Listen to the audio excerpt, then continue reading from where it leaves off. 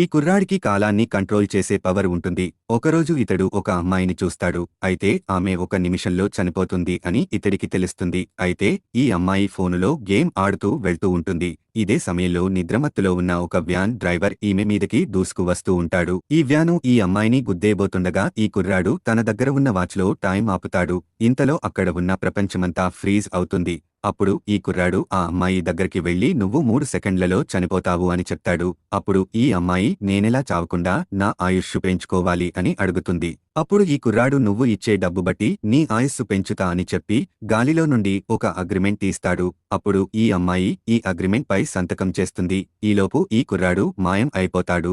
మళ్ళీ ఇక్కడంతా నార్మల్ గా మారుతుంది. అలాగే ఈ అమ్మాయి యాక్సిడెంట్ నుండి తప్పించుకుంటుంది. అయితే ఈ కుర్రాడు తను సంపాదించిన డబ్బు తీసుకుని లగ్జరీ కారు కొనడానికి షోరూంకి వెళ్తాడు. ఇతడు ఆశగా ఒక కారు దగ్గరికి వెళతాడు. అయితే అక్కడ ఉన్న సిబ్బంది కారును ముట్టుకోవద్దు